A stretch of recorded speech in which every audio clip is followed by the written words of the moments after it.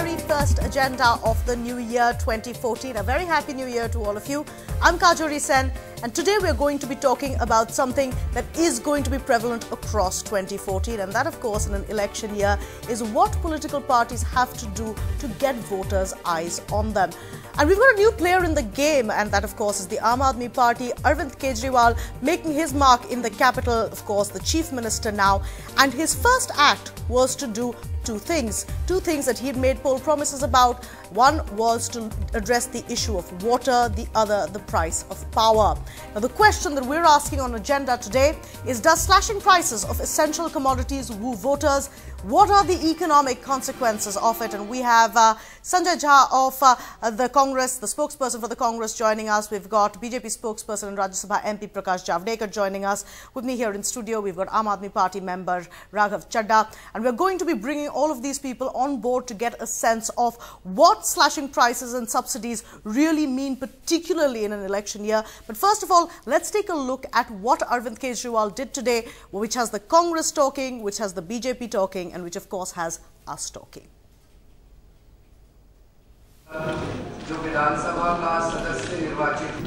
Delhi's new Chief Minister is a man in a hurry. Minutes after he and his team took oath in the assembly, Arvind Kejriwal left for the Secretariat. मैं secretariat जा रहा हूँ। Secretariat में देखते हैं वो CAG का audit होना था, क्या हुआ उसका? The Chief Minister has also violated and broken the rules. Not only broken, it amounts to the breach of house and breach of privilege. And not only this, he left the house in between. When the house was on, the proceedings were being on. The Chief Minister seems to have already set the pace. First by announcing free water, and then on Tuesday evening slashing power rates by half. On Wednesday, he announced porta cabin shelters, all within 3 days of coming to power.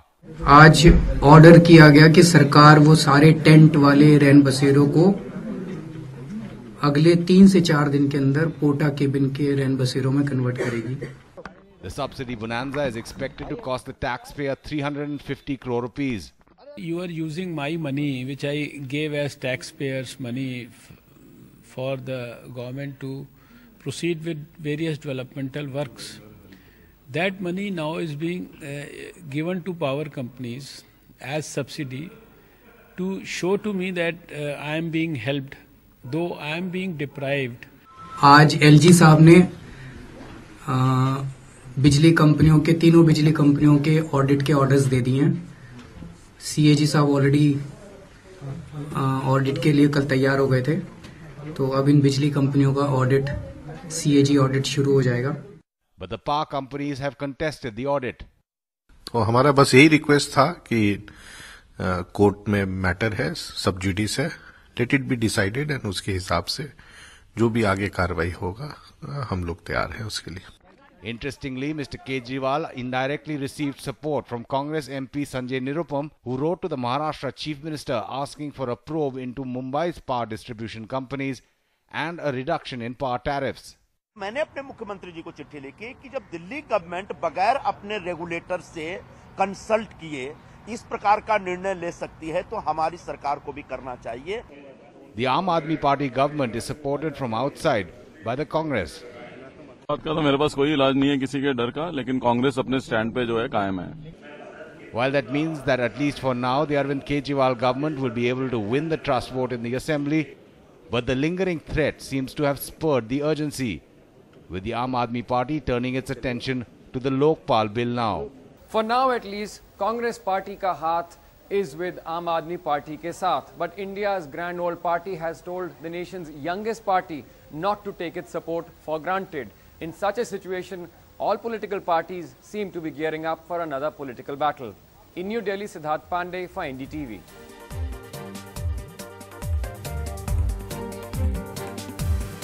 So let's get talking now, and Raghav, let me start with you. Now, what we've seen Mr. Kejriwal do in the last couple of days, it was very clear that as a new leader, a political message had to be sent. And slashing prices was a part of that political message. But is it also sound economic logic?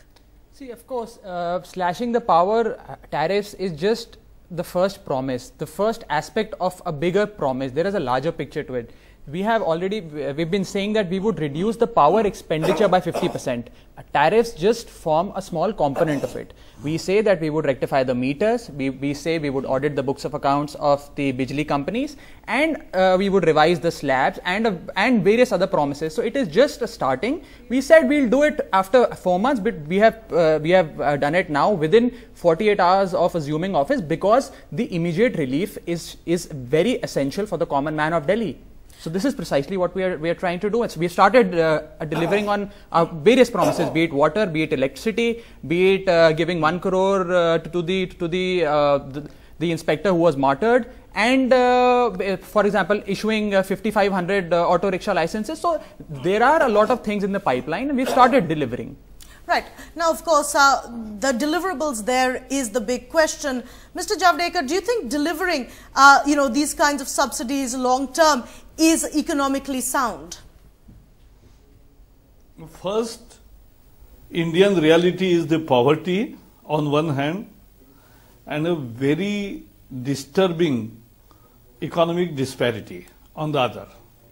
And therefore, any government needs to support, and every government is supporting by various ways, which can be boxed as titled, as subsidies. But there are, if you go on a serious debate about subsidies, we always believe that productive subsidy is the best way out, because it increases the productivity and it increases the production and it inculcates the work culture. It becomes an empowerment instead of entitlement. I'll give one example. We are giving more than minimum support price declared by Central in Madhya Pradesh and Chhattisgarh. 1 minute. Let me complete 1 minute only. So we are giving more 200 rupees for the wheat grower in Madhya Pradesh and rice growers, paddy growers in Chhattisgarh. What it has resulted into?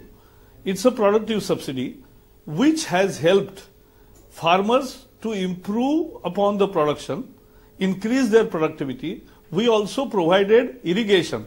Irrigation is a real capital expenditure, can't be termed as only subsidy, but it's a real generating, well-generating expenditure. And therefore, with such kind of subsidy package, you benefit, the whole country benefits, the whole population benefits, and therefore these are good subsidies. And so such subsidies in the long term are important. But every subsidy for that matter can't be justified like that. But if that subsidy is really helping the poor, right, now then you can definitely, for a temporary measure, it can be done. I don't want to comment much about Aam Aadmi Party government decision, because they themselves are saying that we are here for 48 hours or 72 hours, and so what is happening, I don't know. But the issue here is the poorest of the poor who needs real help in Delhi in water, as far as those who don't get piped water, sure, they are not benefited anything. The people who have piped water but don't have meters also are not benefited. So these very basic poor people who need help are not getting that benefit.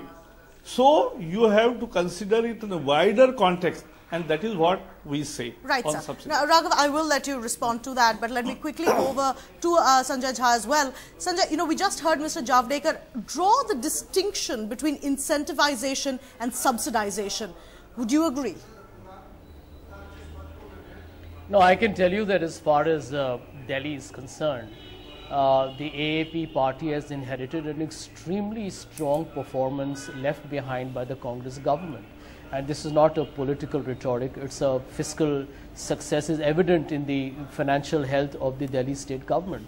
Now, it's very, very imperative that the AAP party, in the fact that they're taking so many steps within 72 hours, gives a wrong impression to the people of Delhi that is this party already indulging in some kind of a populist political gimmick?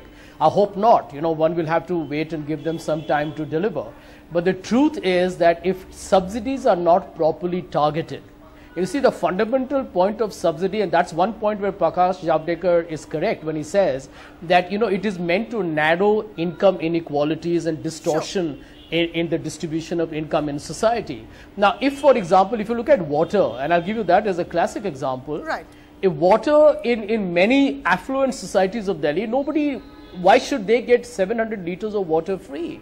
Even electricity, where Delhi is already hugely subsidized compared to the rest of India, why should anybody who can pay for it get 50% reduction? Mr. Jha, especially when it is known that the discoms are suffering from humongous losses. I think those are very valid questions, and I'll put them to Raghav, and I'll put it in the context of what really the next point was going to be, which is, are subsidized prices really sustainable in the long term when spread out in the way that it has been? Let us understand, Mr. Kejriwal has very clearly said these subsidy, it is a very short-term measure. It is a temporary relief, because with our data and the kind of research that we have done, we have found out that the accounts of the Bijli companies are fudged, and there are a lot of things that need to be rectified on the way. So it is only a short-term temporary measure, and it is a well-targeted subsidy. People like you and me might not be able to avail the benefit because our consumption is not 400 units. Our consumption might be and is greater than 400 units. So it is a very well-targeted subsidy which is actually which gives benefit to the common man of Delhi. Speaking of piped water, Mr. Javadekar said that they are giving free water, but it would not reach almost 30% of Delhi. Well, sir, we have just got into power. The Congress was in power for 15 years. They couldn't do anything. They had an infrastructure development fund of about 28,000 crores, but they couldn't lay down pipelines in Delhi. I mean, we are working towards this. It is a long process. We have started acting on it, and the announcement of 20,000 liters was just a tip of the iceberg. A tip of the iceberg. Sanjay, I believe you want to respond to that. You said that the Congress government had left a very, very strong basis. Raghav is countering that by saying that they've come into a system where these systems were not put in place. Yeah, let me tell you, I think that, a party is in power, we expected to win again. We did not, and we accept that verdict. But the truth is that any mature political party could have fulfilled this manifesto over a period of time. But why they have their own political insecurity is their problem. But the truth is that the money should have been invested in stopping leakages and, the kind of losses that occur in distribution and, of water. They should have worked on ensuring that piped lines are, of a proper quality, reach and are accessible to the unauthorized slums as on today, who are big consumers. They should have spent time in terms of ensuring that the meter system is made more transparent and foolproof. But, in the hurry to distribute water and, create the subsidy, it goes to tell you what our government would have done is to have invested in these issues, which are more fundamental to a long-term solution. And whatever that gentleman said about 15 years, let me tell you, slums don't happen 15 years and don't happen again. These keep happening over a period of time. And the governments have to respond to situations as and when they happen. So to say that just because, there is a problem today, it hasn't been resolved for 15 years is an absolutely absurd hypothesis. I think you've got to, I think you need to give them time. They're politically inexperienced at this stage.